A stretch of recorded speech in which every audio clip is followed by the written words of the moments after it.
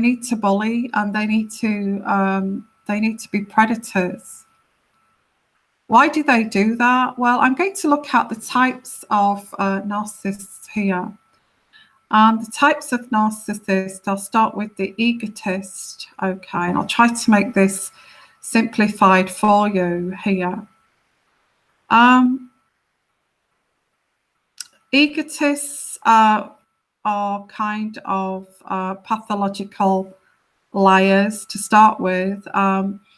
They fabricate around them. That's lying, fabrication, to actually accomplish in their life and to achieve.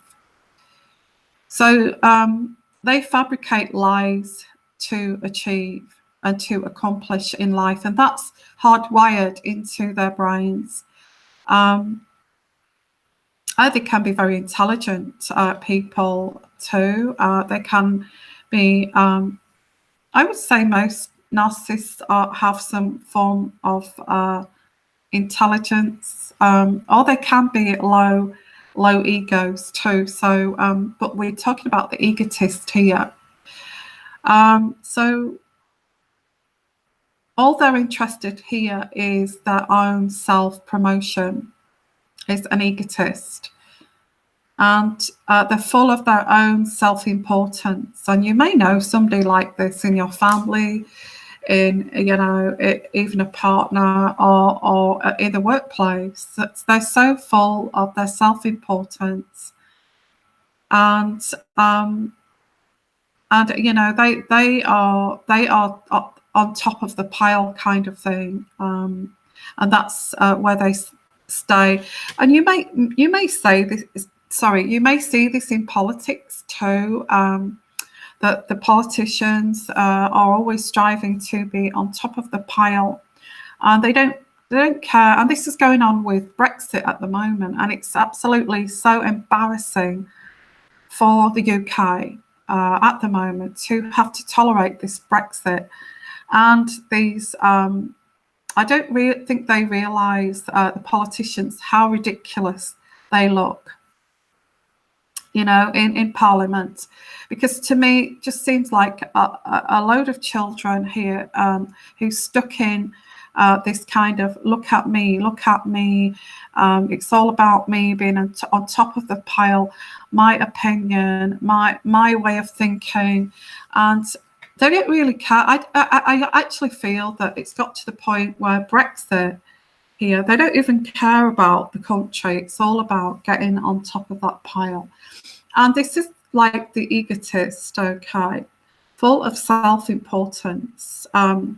Everything would fall apart if it wasn't for me kind of thing. And it's the most... if somebody like this is in charge, it's dangerous. They can be dangerous. As like I said, in terms of Brexit, they don't really care the outcome of how Britain may collapse because of their decisions. They just want to be on top of that pile, and they switch and they change their opinions. And those types of people can be dangerous. Everything would fall apart if it wasn't for me. And they make out that every other person is a clown, and they are the best. And if this is a partner, they would say some comments like, oh, you would be nothing without me. You would be nothing without me. That's the kind of comment they would make. And the way the way you can actually pick out people like this, these toxic, narcissistic egotists, okay, is that they are very sensitive to criticism, and they hold a grudge, and they will say the outrageous, inappropriate statements. And if you upset the narcissist, if you hit a raw nerve, and they don't have many raw nerves, but it's all to do with that ego. They live from that ego, and they're very grandiose, self-important. And if you say something that's opposing to, you know, that's cleverer, let's say, that's cleverer than the egotistic narcissist, they will give you a narcissistic stare. And that narcissistic stare is very reptilian, very kind of, you know, that stare where the way they look at, they frown at you like it's a big threat. And they don't use words, it's just that stare. And again, you get politicians that give that stare. And it's grandiose. And it makes them, they're so self-important within their opinions, and they're right about everything. They can be quite dangerous here. So that's the first type of narcissistic abuser. Okay, is the egotist. And you know, you see people like that in the workplace. You can see that kind of person in you can see that kind of person in hospitals even, you know, that this is where they can be dangerous, because, you know, you get an opinion from like an oncologist and then a radiologist, and they have opposing opinions, but, you know, I'm right about this, you know, this is me, I'm right about this, you're wrong with your diagnosis, you know, and they can, because of their egos get in the way here. Okay, so and they can be very damning on people and saying inappropriate, damning kind of comments to put people down. And they love attention. So let's go on to the next category here, which is of a narcissist. So that was the egotist. The next one is the manipulator. The manipulator. Okay, I'm trying to keep this very kind of easy for you to understand. So the manipulator is like a covert narcissist in a way, and you know, you should really be able to. If you are a normal, functioning, highly, you know, or even moderately intelligent person, even if you're not, you should be able to pick out these people.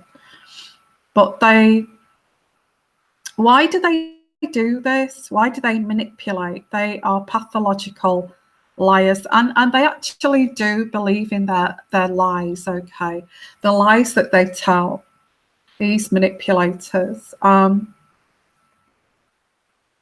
They kind of snake into, they're like snakes, and they snake into your life. And they do this by positive reinforcement of everything you do and everything you say. Now, this could be a potential lover. It could be, and this is a form of love bombing at the first stages. And this could be even if somebody wants a promotion, nobody else matters apart from you. Okay, and this feels very kind of flattering, and it feels like you're being seduced. And you know, this is where the red flags come in here with the manipulator. Is that they're very, they look into your eyes. It seems like they look into your soul. Okay. And it's over exaggerated. They try to, and again, it's reptilian. They look straight into your eyes.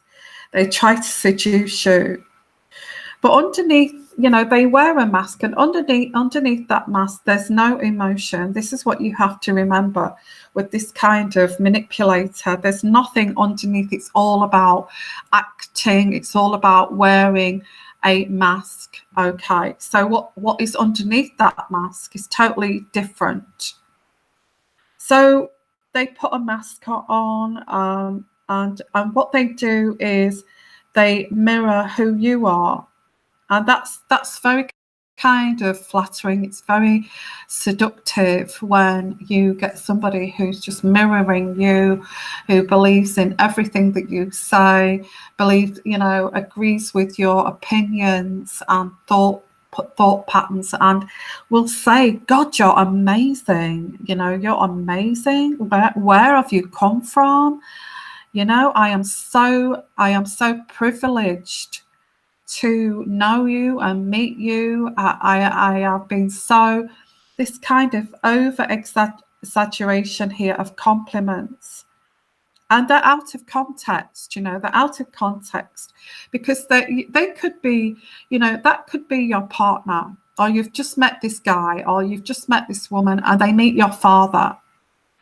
And they're over the top with seducing your family members, and that's what's worrying. You're thinking, why are you're doing that? You're doing that, what you did to me here at the beginning, and you're doing that to my father, and you're doing that to my mother, and my sister, and this is like, this context here of flattering is over the top, and that's where this big red flag should come in.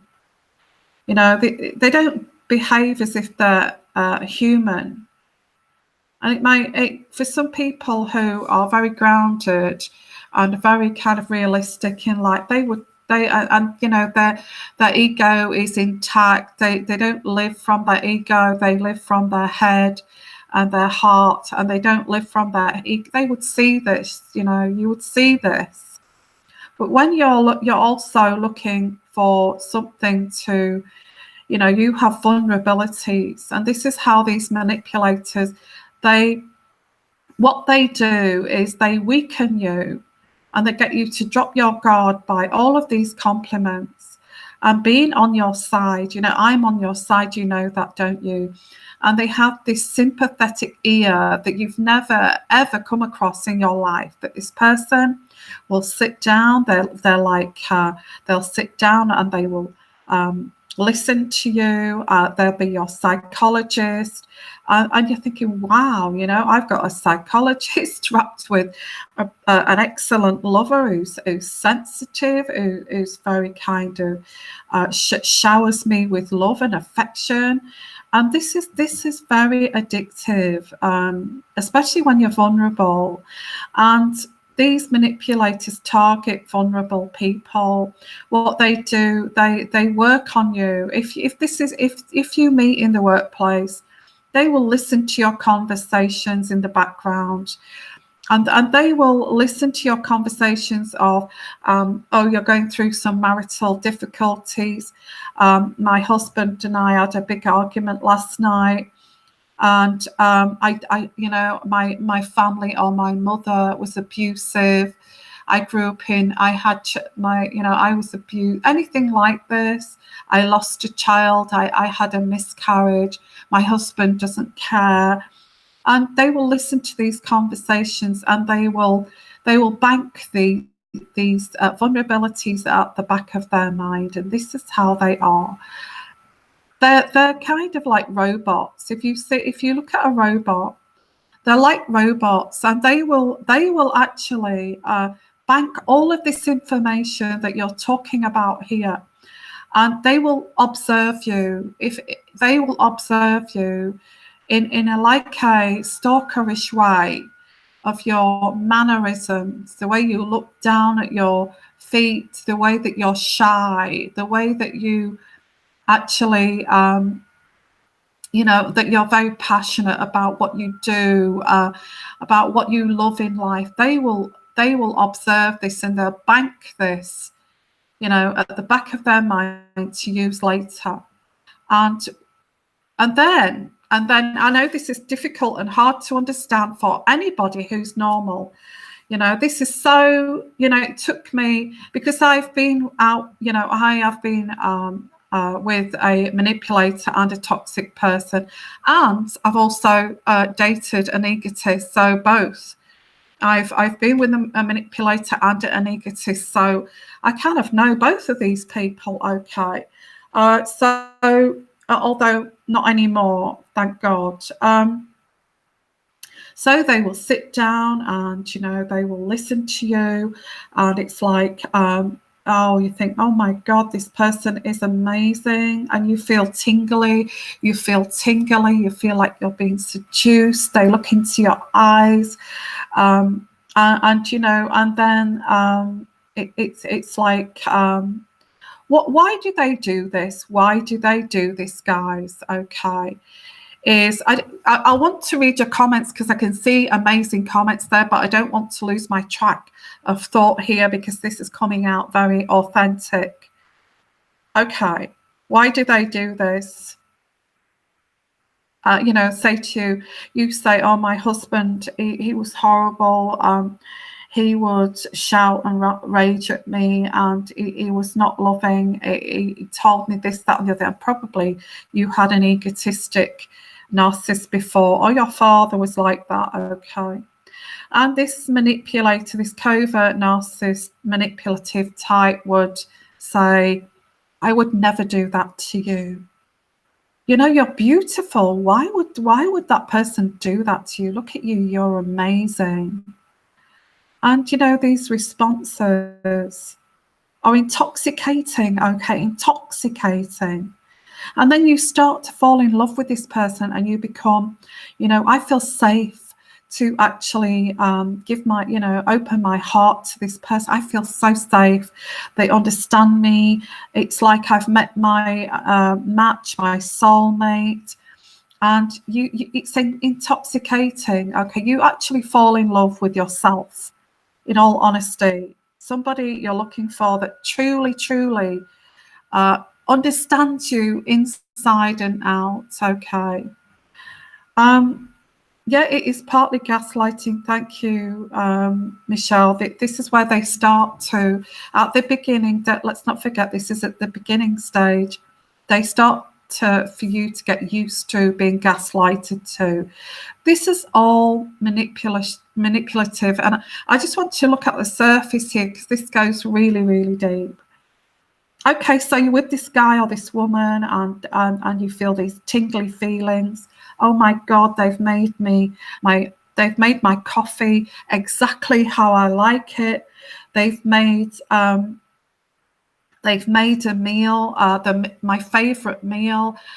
They've made, you know, they've tidied up exactly how I like it. They're even vacuuming for me. I've never met a guy like this, or a woman. Okay.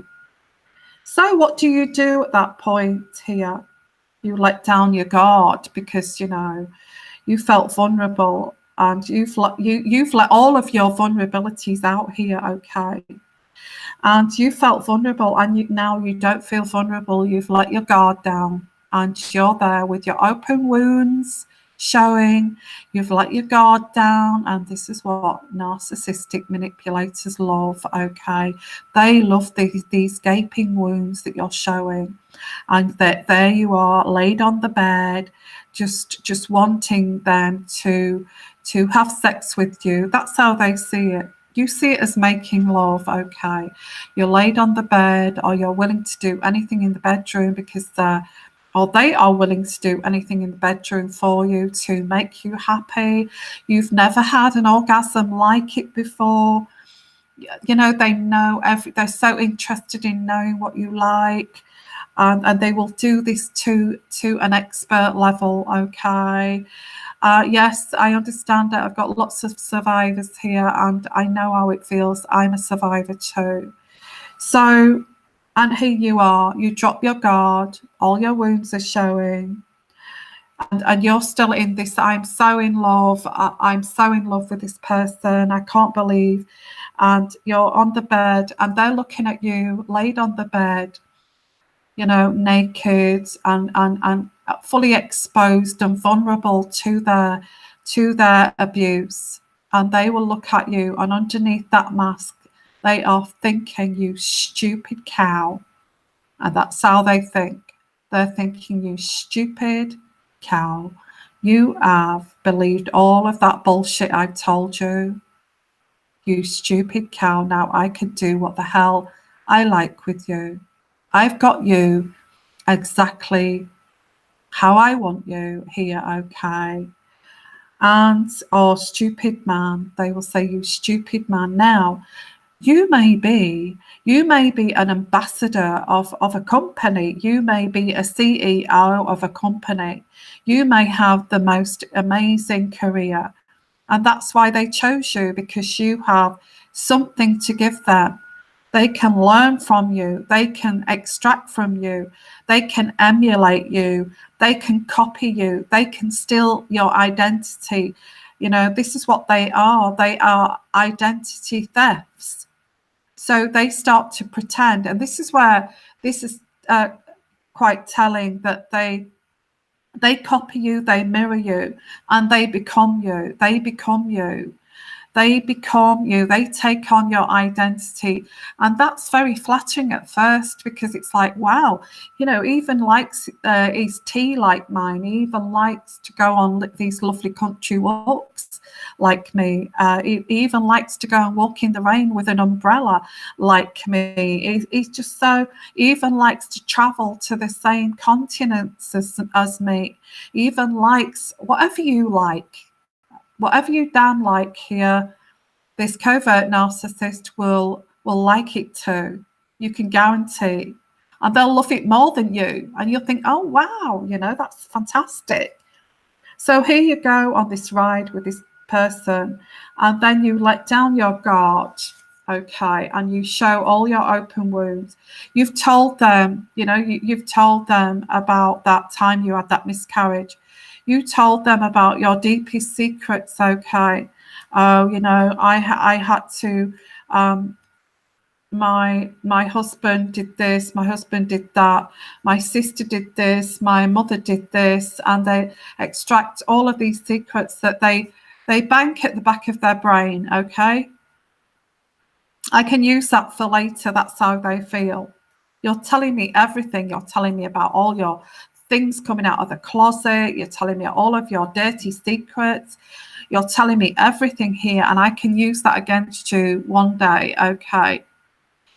Hello, everyone, and welcome. And I will look at your comments in a minute, but I just want to keep with this flow, because I don't want to be distracted. So difficult and complicated to explain this, but please share here, okay, about your experiences. Please do, so we can all kind of learn from each other. Please do. So this session is looking at narcissistic types. So that is the manipulator.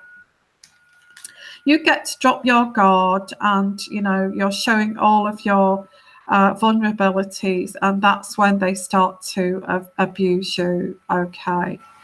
That's when they start to negate. Once you become vulnerable, and once you're relying on them as like they know, they're experts, okay. They know when you start to, you know, have this trauma bond with them, and then eventually you become their victim. And then you start to hear of, and this is a big red flag for covert narcissist, okay, manipulator, is they start to blame everybody else, okay. They say, that damn boss of mine, she's a right bitch, what a narcissist. In fact, it's the other way around, that they are like that, and you know, they can't tolerate people who are cleverer than them, who are better than them. So it's like, oh, you know, I have tried with my father, but he's kind of he's disowned me. He's saying these awful, horrible, wicked things about me. My ex-wife, she was a complete narcissist. And that usually, when they say that, and I know that most of us, and don't get me wrong, most of us have been victims, and we have experienced narcissists. But this is where covert narcissists actually pick this up, okay. They use it as a tool. They will say, oh God, yeah, I understand, my ex was a complete narcissist, okay, and she used to do this, she used to do that, she had multiple affairs, she even slept with someone in our bed, and you know, and I found this and I found that. You know what they're telling you? A tale of what they've done. And that You know, covert narcissists are so difficult. It's so difficult to find out who they truly are, because there isn't no truly are. There's no identity. There's no, there's no true self. There's no true self with any narcissist. So you can never get to know a narcissist. You can never get to know a narcissist, okay, ever, because there's no one to get to know, because they take on other people's personas and identities. They're like a Jekyll and Hyde. One minute, you think, oh, okay, where did Mr. Nice Guy go, and where did this person come in? Okay, but this is where they're taking on other people's identities at work, and you get lost because there is so many identities. Because they're picking up people's identities, especially if they're searching for a secondary supply. They will take on another identity, and they'll come home from work, and all of a sudden they're somebody else. They're not kind of mirroring you anymore, because you've lost your youthfulness. I'm now mirroring somebody else, because you're not serving me anymore. You've actually found me out. You've ripped off my mask here, and you've found me out. So now I'm mirroring somebody else, and I'm taking on somebody else's persona, and you're there kind of scratching your head. Who the hell is this? And it's from a week to week basis. If you get in a relationship with this person, and that's when they take on another persona, when they take on another identity, when they are love bombing another victim, they do this. They have a harem of people, okay. That's when they start to devalue you. The devaluing stage starts then. And what do I mean by the devaluing? They pull away from you, and you're thinking, where did that lovely guy go? Where did that where did my soulmate go? Who is this person who's turned up today with this other persona, which is bitchy and nasty? And what they're doing is just taking on somebody else's identity. So then they say to you, my God. They come back from work with a different personality, and they'll say something like this: oh my God, you've got no confidence at all, have you? And they'll just walk out of the room. And you think, well, why did he say that? Why did he say that? There must be some kind of truth in that, And Yvonne, you must stop blaming everybody else for your actions. You must stop blaming everybody else here. And you think, and you start to think, what does he mean by that comment? And this starts off very kind of, subtle with these like, oh my, you've got no confidence, have you? You know what I blame it on? That miscarriage that you had about 5 years ago. That's what I blame this on. And you know what I blame this on? That abortion that you had 20 years ago that you told me about, that you was heartbroken. I think you're blaming me for this. And this is where they tap into that bank that they have. Oh my God, you need to sort yourself out because you've got no self-esteem. And slowly, they're chipping away at your vulnerabilities, and you start to lose your confidence, and that's what that's all about.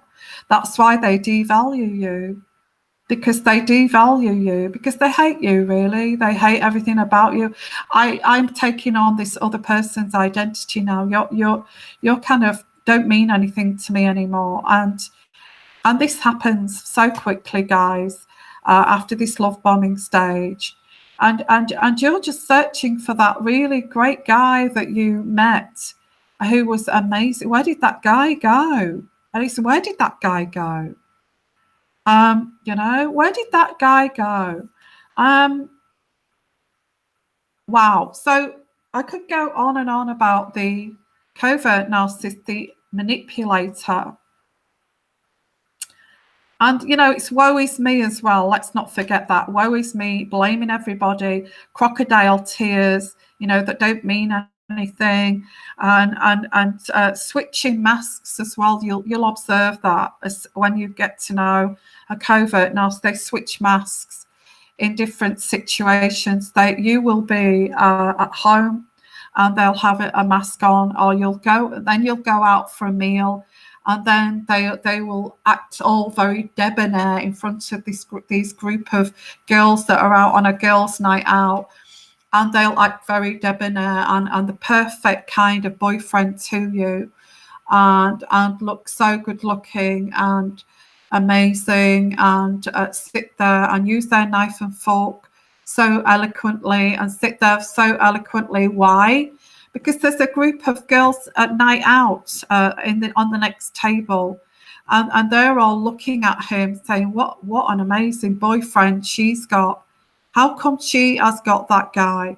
And that's what they do. They pit, they triangulate. They pit people against you, and you're thinking, who the hell is this guy who's now acting like some kind of amazing, kind of upstanding character and the perfect man, when at home this morning it was an absolute nightmare.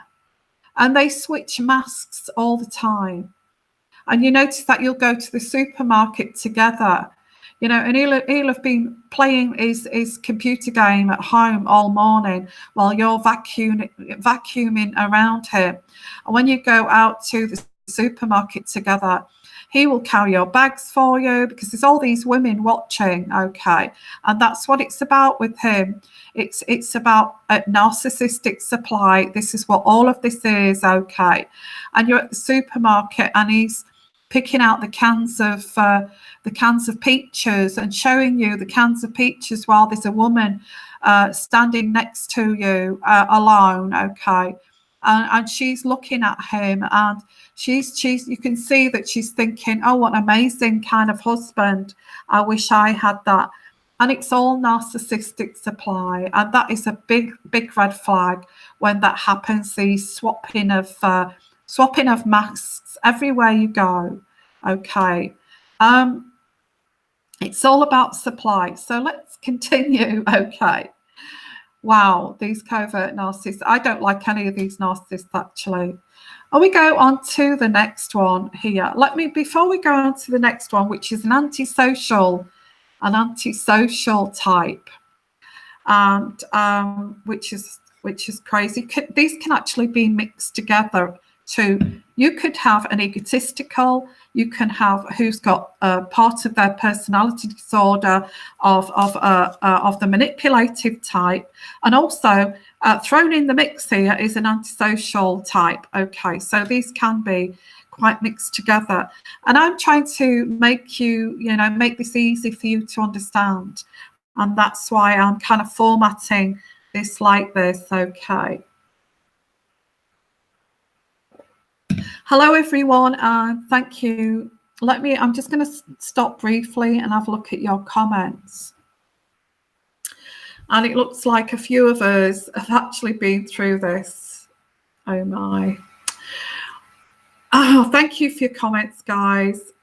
And I truly am on your side here with this healing, this healing message here. And trying to help people to be aware. So let's have a look here, and I get here.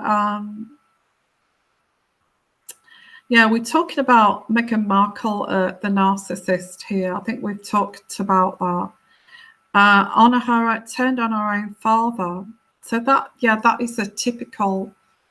That would be woe is me, I'm blaming everybody, but then at the same time cutting people off. That is a pattern of narcissism there. Okay, I did bring narcissism into, as you may have noticed, into the royal readings too, and that is really to actually protect the royal family from this toxic kind of behavior.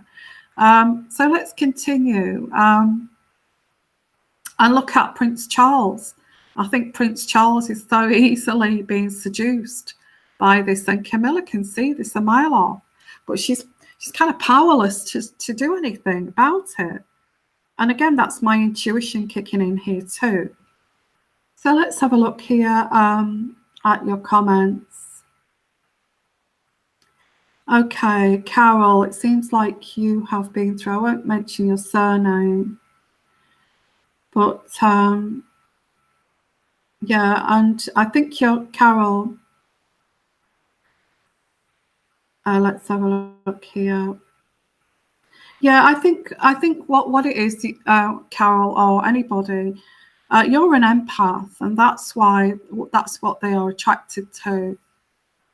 Is very caring, very compassionate people, because you're the type of person that will actually give your all, you know, selflessly and lovingly to this person. They can extract from an empathic person.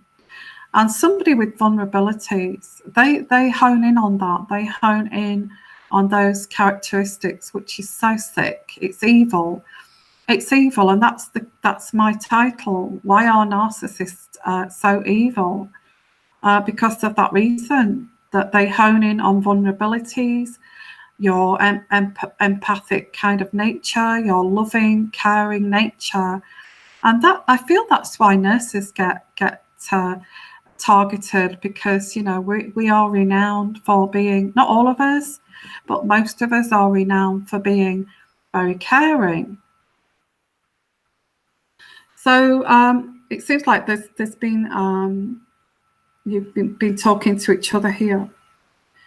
I said here, Carol, all you wanted to do was whine and complain. Yeah, that's a sign. And do a woe is me. The 4 hours at a stretch. Yeah, 4 hours at a stretch. It's usually exasperating. In fact, they will go into a tantrum. If you're lucky, you will observe a tantrum at the same time while it's woe is me. You know, I went through this today, and this person said this today, and I had to endure that from that person. Can you believe it? And this is kind of, you can't, it's kind of worrying when you're a victim, because you can see this escalating into a rage. And you're thinking, oh my God, this has been caused by a narcissistic injury by somebody else, maybe the secondary supply, maybe somebody at work who has noticed how ineffective they are, and can see that they have dropped their mask, and you know they come home and it's kind of escalating into a rage, and you're thinking, here we go, we're going to have this big rage, and then we're going to go into the sulking phase. It's like a child. It's like a child. They have this big tantrum, but when you've got a grown man or a grown woman in a tantrum, it's scary. It's scary. Okay, they throw things, they trash things, and that kind of thing. And you're there listening to all this. It's horrible and it's scary. And then they blame you for it. Okay, well, you made me. You know, you were not supportive. You made me do that. You made me rage like that, and it was caused by somebody else outside. And it could even be a secondary supply that he's having an affair with, or it could be, you know, somebody at work that's dented his ego, that kind of thing.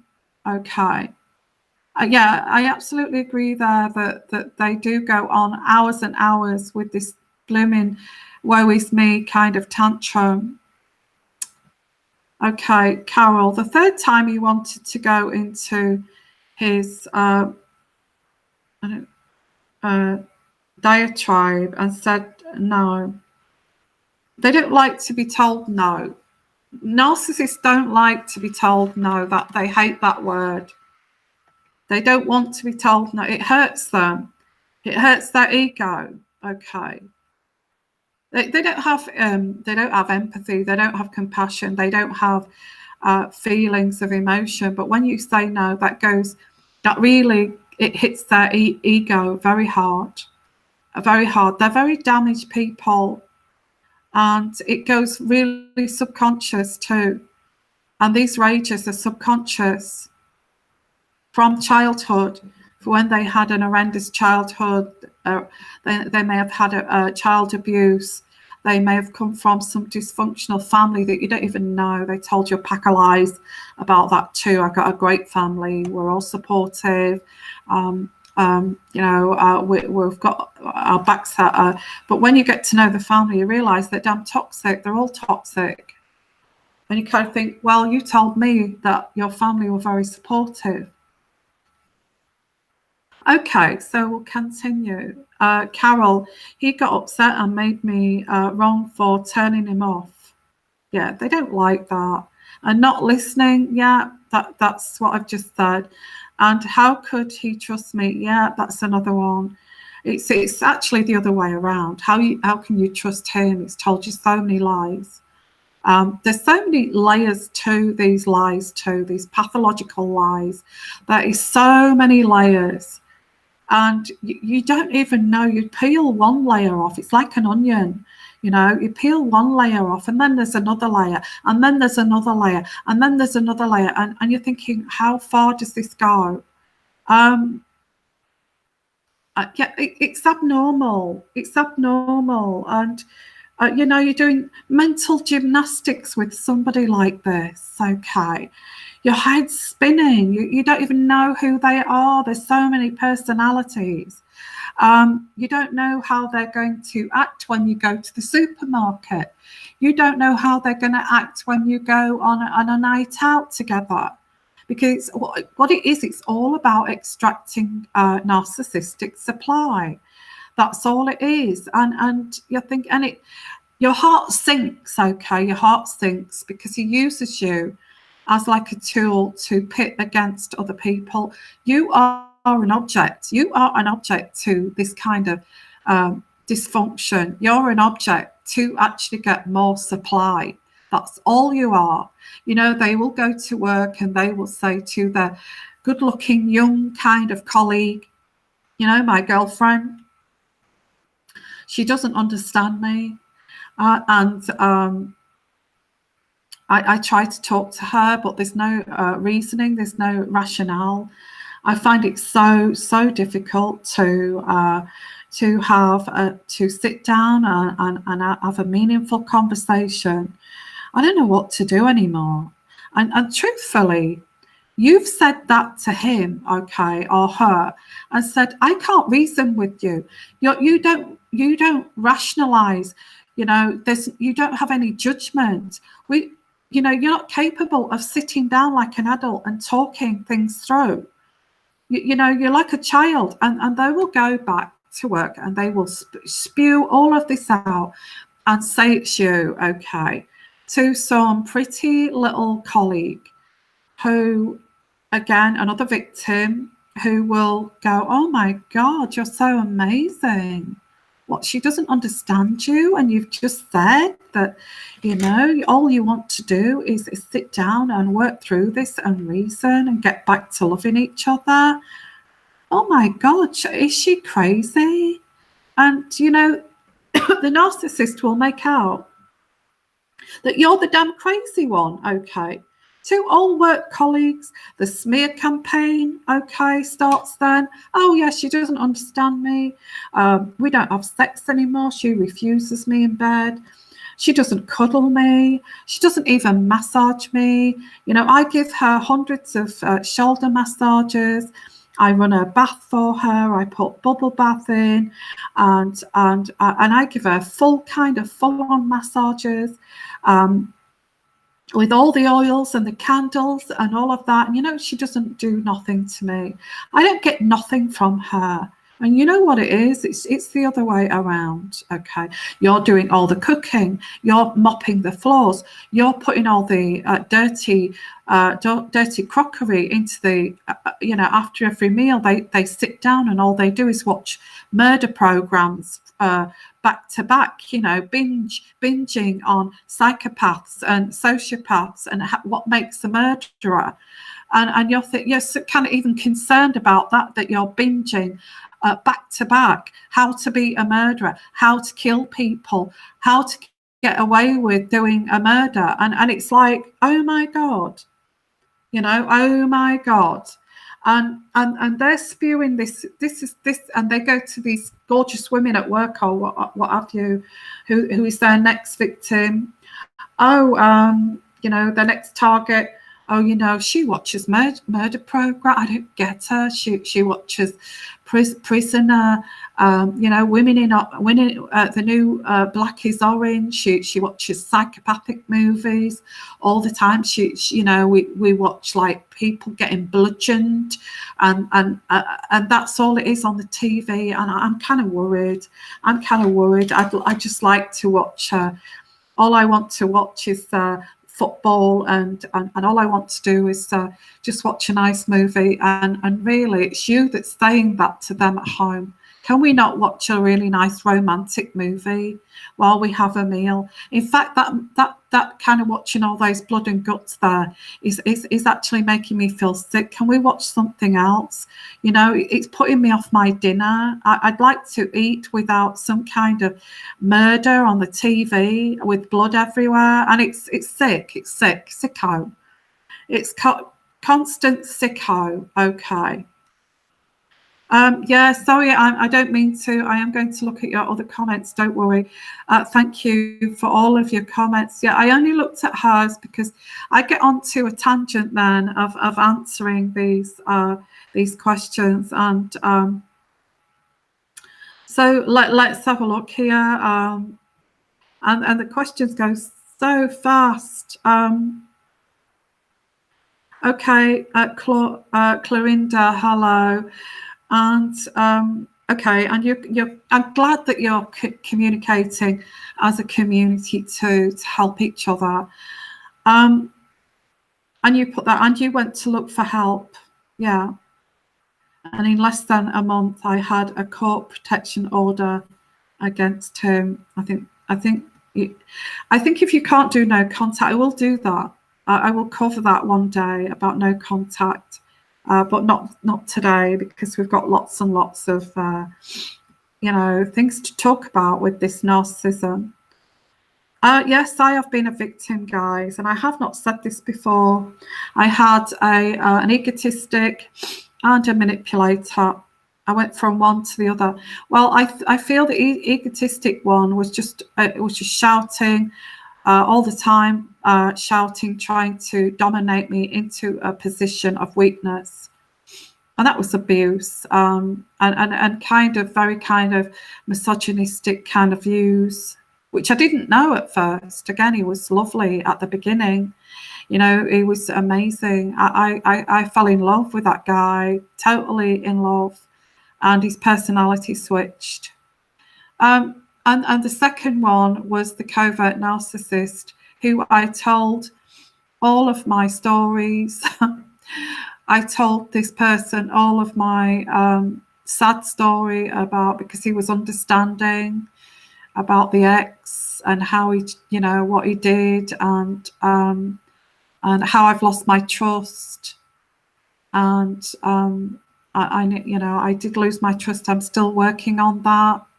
I'm still trying to work through this narcissism. And he turned around and said, yeah, my ex-wife is a narcissist. I truly understand. We can work through this together. You know, you're amazing. How come he treated you that way? All of this, okay. And he ended up being a covert narcissist. Can you believe that, guys? The only way that I can say to get around this is, and again, it's another subject, so is to take your time to get to know someone before you actually become vulnerable. So let's have a look. I want to look at all of your comments, but it's so difficult to. Okay, Janet, thank you. I won't mention your last names here. I was the scapegoat and not the narc. And a lot cleverer by hurting me. They could be nice to the golden child, yeah. And that's a family thing, isn't it? That's a family thing. You know, you get like a narcissistic mother or father, they choose the golden child, you know, and that golden child can do no wrong. And the golden child becomes the narcissist too. and they just want to see the demise of the rest of the siblings. You know, they don't want you to succeed. They don't want you to achieve. They look down at you. They give you that narcissistic stare that's scary. They want you to be the scapegoat, the victim here, which we can, you know, it's like a sacrificial lamb in a way. We can pour all our negative energies, like our own negative hatred onto you. And, you know, it's like a pack of wolves attacking, and they do choose the most vulnerable. You know, when you've got a toxic family, they choose the scapegoat as what they perceive as the person who's the most vulnerable in the family. And that could be, you may have just become newly divorced, you may be a single mother, and they perceive that as like, instead of giving you the support that you need, they will perceive that as like, oh, you're no use to us, because we now have got to help you, and we don't want to help you because we are toxic and we're all narcissists, and we just want to feed off your kind of misery that makes us feel happy. Okay. Yeah, so wow. Now, guys, thank you for all of your comments here. They are just amazing. And let me continue. Okay, and this is the next. There's three. Okay, the next type of narcissist is an antisocial narcissist. Okay, next personality disorder type is an antisocial type. Okay, now this antisocial type is not the type of person who's shy, who likes to go up into the room and read books and that kind of thing, and he's quiet and he's, lots of people say, stick a label on people and say, oh, that person's antisocial. They don't, you're antisocial, you don't mix with the rest of the group. That person may be a scapegoat in their kind of family for all their lives, and that's why they've become this shy, antisocial person. Okay, not that kind of antisocial. I'm talking about a different kind of antisocial type. Okay, and this person is a person who is reckless, okay, careless, and who mocks other people all the time, is impulsive, who likes to be spontaneous, who likes to live on the edge, who's a risk taker. I'm not saying a good risk taker, but a bad risk taker, okay. A bad risk taker does not have any boundaries, that kind of risk taker. And it does not thoroughly look through situations before actually taking that leap. They actually just leap into it, and I do cover this in my readings, as you know. I have a card that's that's reckless and impulsive and spontaneous. I think it's the I think, I'm not sure, but I think it's the Knight of Wands in my medieval deck that's like that. Okay, now these people are total train wrecks. They get bored easily. They're very, very selfish. It's all about them. They act like spoilt brats, really. They have a big wild side to them. Drinking, alcohol, drugs, addictions, that kind of thing. Also sex addictions. Also, no boundaries. There's no boundaries with people like this. They can be bisexual. They don't care who not all of them, but they can be. They don't care if they sleep with a guy, sleep with a woman. They don't care who they're giving HIV to, that kind of reckless behavior. And they don't regard anybody. They don't regard anybody's feelings. They have no remorse for their actions and behavior. They don't regard anybody's emotion. They don't care who they hurt. They don't care who they kill. They don't care who they murder. They don't care who they beat up. There's no empathy of what they do to others. They don't care. This kind of person could actually be a bit of a mixture with the manipulator. And now we're going into the realms of psychopathy. Okay. A psychopath, because you're talking about a manipulator on top of this kind of antisocial 2 type of person. Now, if you've got that, if you've got a kind of a double whammy here, you're talking about, you know, Dirty John. Have you seen that? The Dirty John, that series, Dirty John. This is who I'm talking about here. Not him specifically, but that kind of guy who is antisocial as well as a manipulator, a covert narcissist, a psychopath, okay. You know, these people they lie, pathological liars. They put people's lives at risk. They put people's lives in danger. They will say, let me take you, and they get into these stupors, and they will take you in their car, and they will spin the car around and laugh and drive dangerously, and they don't care of the outcome, whether the car is going to end up in the ditch or whether they're going to kill you. They don't care how they're terrorizing your emotions. Oh God. Yeah, and these people just ram a mask on when they feel like it and be another person. Just depends on the situation, you know. They hide who they are. They suddenly, you know, click of a finger, they will switch from this kind of crazy making wild person to this I am so self-disciplined. You know, I know what I want in life. I know that I want you. That's for sure. Okay. They know that they're lying. They know that they are, you know, that they're being evil, but they can't help it. Okay. They don't have emotion. They don't have emotion. They have no empathy whatsoever. Okay. Wow. So gosh, I could go on and on here, but I wanted to look at 3 different types here of narcissism. I wanted to put it in plain English, okay, so that you can understand. So what I want to do is I want to keep up this these sessions, because I feel that this is helping you to understand that my channel is not just about you know, creating these videos for entertainment.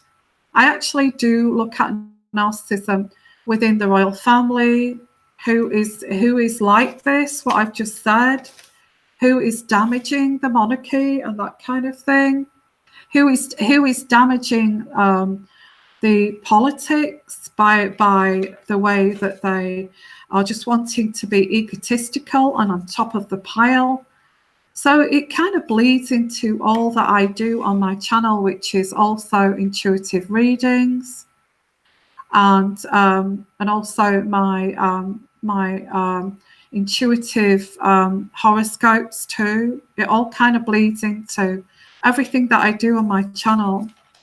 So just keep that in mind, because I will be doing these sessions. I will be looking at this so you understand it in my way, okay, in the way that I actually approach and look at this. And I'm giving it you as it is, in a real kind of sense, so you can understand it. It is so difficult to get your head wrapped around these kind of people. And I would say, go and watch that Dirty John and come back to me. And it's a series. You know, I watched that, binged watched that back to back, because I was amazed. And I think if there's any filmmakers out there, they ought to do more on this to educate us, okay? And there's also that other one that's called, another series on Netflix, which is called You, okay? I watched that back to back, You. That is also a typical covert narcissist, and an antisocial, with an antisocial type, all wrapped in with it. So yeah, so what I'm going to do, guys, I will let you know when I do another narcissistic session like this. Please put your comments down below on catch up. and also share your own stories, and I will look at your comments in a minute. Okay, please share your stories so I can read them out, guys. Okay, let's get this message out there about narcissism in every sphere of our lives, and let's try to eradicate this as a movement here, and be this community to recognize these people within seconds of meeting them. Okay, and I mean, let's try to stop this. I've had 2 of these. 2. Okay, I've had enough. Because why? Because I'm an empath. Because I'm sensitive. I'm a sensitive soul, and I'm a sensitive empath and intuitive person, and that's why they target me. But they wish they hadn't in the end, because I sussed them out in the end. Okay. So the next thing that the next session I would like to look at, okay, is deceptive behavior of the narcissist, okay, and somebody who is too good to be true. Now, go and have a look at that series, okay, Dirty John, because this is really does kind of, it resonates with this. So I'm going to look at deceptive behavior, and it's too good to be true. That's the next one I'm going to look at. Please let me know too in the comments section, because I will read out your comments in a later sessions, how often you would like me to do these narcissists, because I'm going on the community here, what you like, okay, what you're interested in, what you'd like to explore. And I find this fascinating, absolutely fascinating, okay. And I want to say, please put in the comments section in below after the chat here on when you would like me to do these narcissistic sessions, maybe once a week, or maybe once a week, or maybe once a month.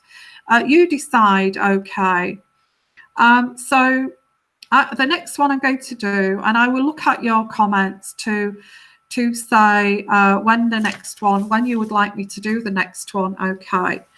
And I'm going to look at deceptive behavior of all these types, and it's too good to be true, okay.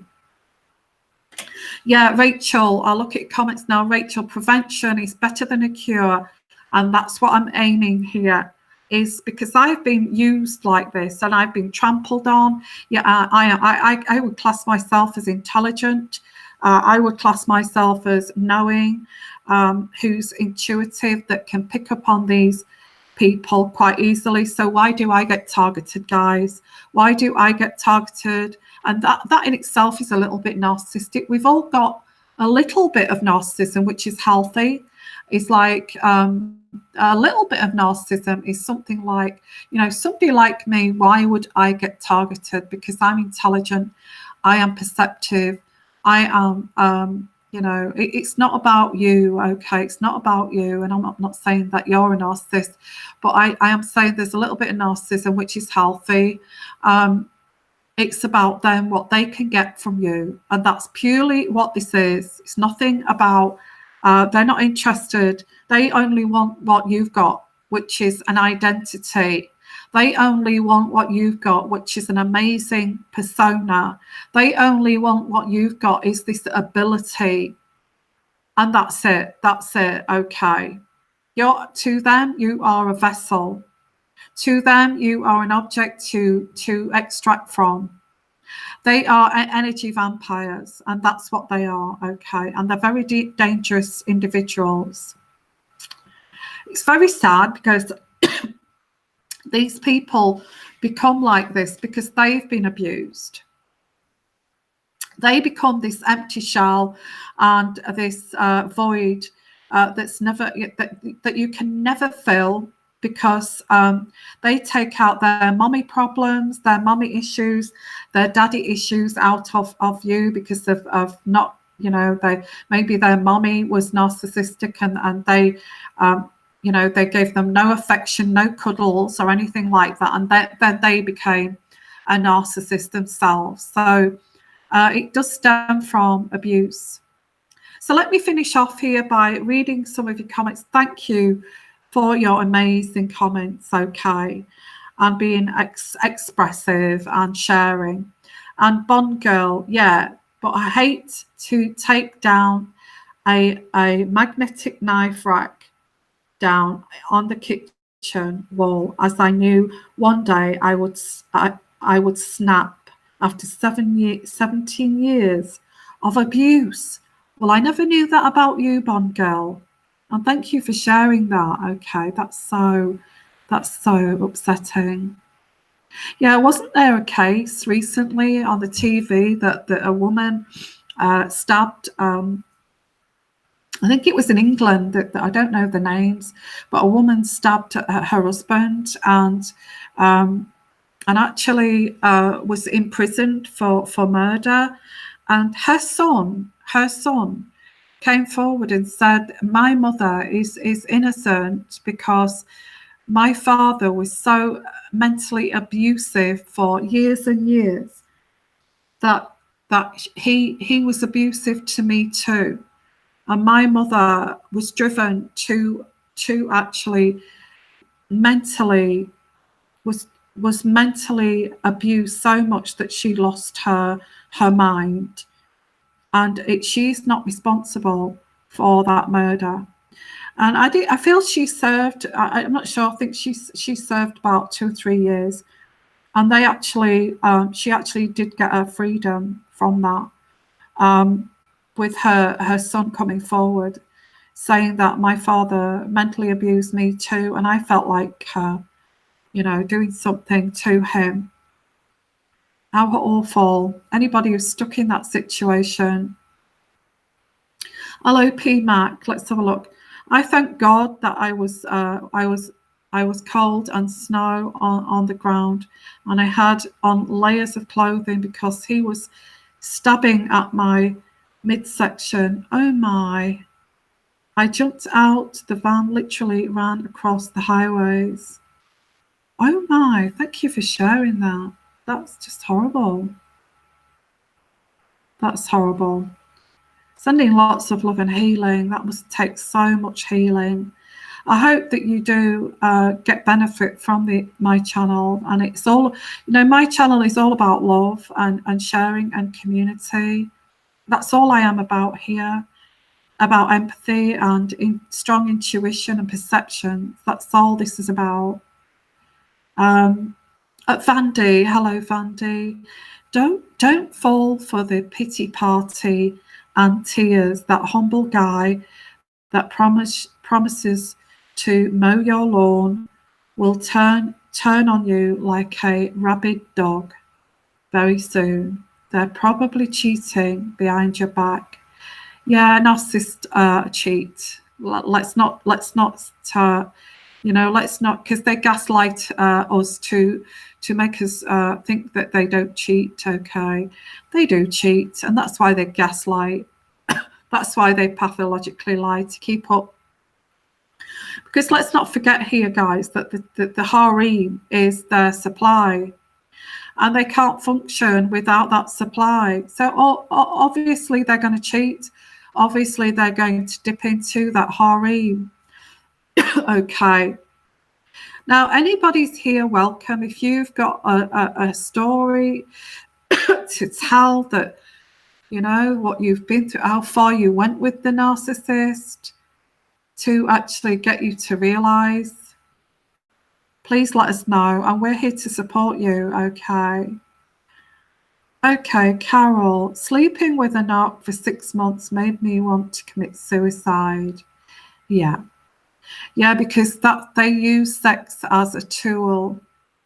They will make you feel like the most ugliest person when you're not, and it can make you feel like committing suicide when you've got no cuddles, when you are denied affection and intimacy, because they don't know how to be intimate. They don't know how to make love. They don't know how to express emotion. So how can they be intimate with you in bed? In terms of sex with a narcissist, you are like a human masturbation tool, and that's how it feels. Okay. So And also, if you're a grade A supply, they will leave that masturbation tool to the grade B or C or D supply, which they have. God knows, don't even go there, okay? That could be anything. Male, female, you name it. So they may not even touch you sexually and keep you as that kind of that source of supply that's like a I don't know, like you're some kind of angel that they would not touch, like a, you know, you're their replacement mother that they never had, and they would not use you as like you know, they would not use you as like a human masturbation tool, you know, or whatever they use you for. Yeah. So yeah, sorry for being a little bit graphic there, but that's what that's what I get here, and this is what I'm saying, and a lot of it's uncut for you to understand. Okay, they're not interested in connection. They're not interested in intimacy. They are not interested in you having a soul. They don't have a soul. They're soulless. There's no identity. There's no sense of self. Okay. Whatever they can extract from you, whether it's a mummy, a replacement mummy that they never had to cook, clean, kiss them when they get home from work, or treat them like their mummy never treated them. You know, that mummy who used to lock them in cupboards and things like that. You're that mummy that they never had. And it's very sad. It is sad. It is sad. Okay. I have to say, it is sad, but they don't ever change. They're not capable of changing because they're so hardwired. They're not capable of, some are if they're borderline, but many of them, you know, they even lie to the therapists. You know, they'd even try to hit on the therapist and seduce them. So, you know, it's pointless. It's pointless of them trying to get any help. And Charmaine, hi. You are describing my daughter-in-law. She is a master manipulator, and she has separated my son from his family. I'm so sorry. Okay.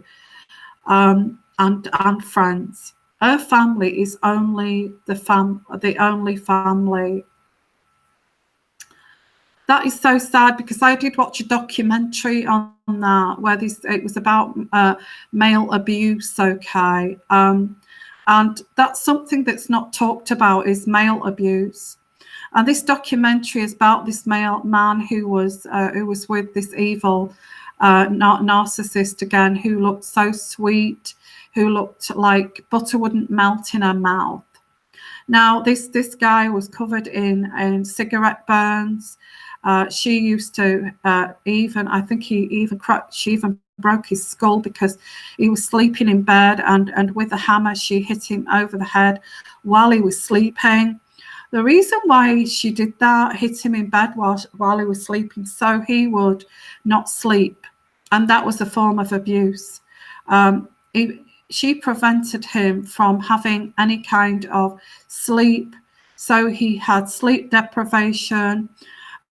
He had night terrors because he was so scared to sleep. And you know, and I think it's just terrible. It's really terrible. I think she even poured boiling hot water over him out of the kettle while he was sleeping, while he was in bed sleeping. And he didn't leave because they had a baby, they had a child, and he felt that he had to protect his child. So it's not just guys, it's women as well. It's women as well, and it's just awful. It's horrific, and you know, these people are mentally ill. They really are.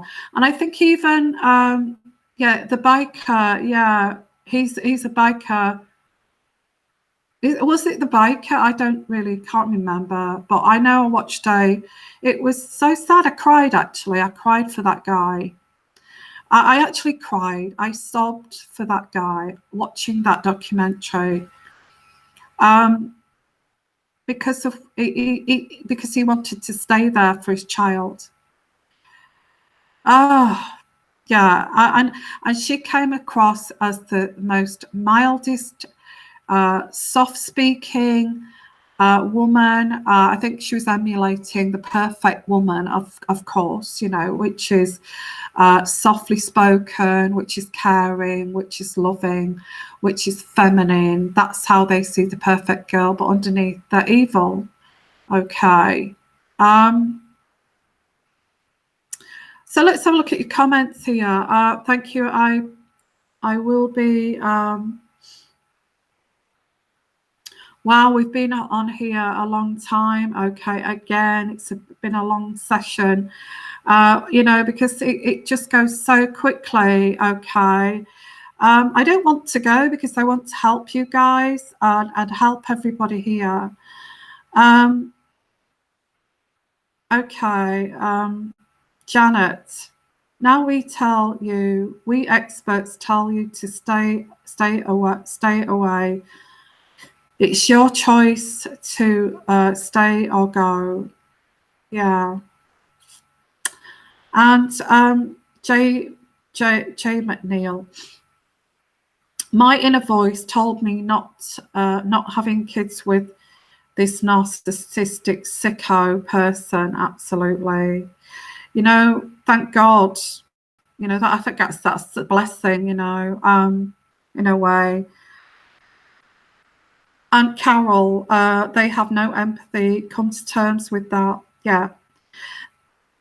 Well, there is this. You actually return to a narcissist 7 times because narcissists will never give you closure because they keep that door open as they'll relegate you. They will demote you to like the grade C supply and replace you with a grade A supply. You're an object, and I feel if you realize that you're an object, you're a scapegoat for all their hatred in life, then I think that realization should hit you that they never loved you. Okay, they never loved you, and they don't give you closure because they keep you there in the harem. And they will put you, like all the other exes, okay, they will put you as a grade C. They will replace you with another grade A. So, okay, guys, I'm going to call it a morning. I think I've been on here about an hour and a half. How quickly does it go?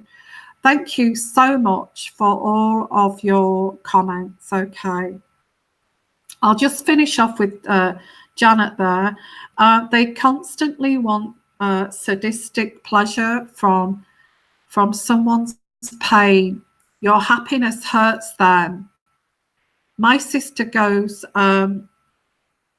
crazy, I guess, that if I am happy, I will never see her again. Yeah. Go no contact, guys, with any family member that just gets pleasure out of your pain.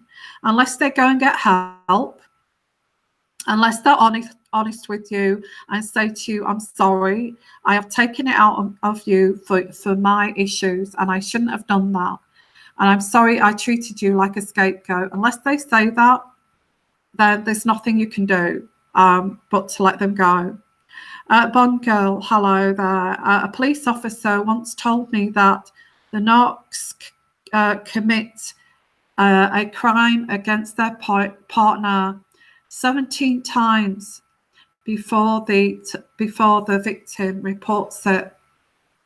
My goodness. Well, we need to not even take it once, okay? But we do. We're empaths, aren't we? And that's what they rely on, is you being an empath and keep going back for more. And they don't see you. They just see you as a doormat. I've done that to you and you keep coming back for more. How much more can I push you and push you to see how much you will take from me? you stupid bitch. That's how they think underneath. They don't love you guys, okay? They don't love you. And this is very therapeutic. This is therapeutic for all of us, okay? So the next one, let me know in the comment section below when you would like me to do the next session on this, whether you'd like it weekly. And I'm going to go by my community here, okay? So that's going to be the next one, is deception, deceptive behavior, and too good to be true. Okay, so I'm going to call it a day now. Thank you for being here, guys. Love all of you. I hope this has helped to vent all those frustrations and get that out of your system. Okay, I love all of you guys from the bottom of my heart, with full empathy and compassion. And you take care. I'm here to heal you. Okay, and that's all I am, is a vessel to heal. And that's why I get targeted. I'm going to leave it at that. And bye for now, guys. Bye-bye.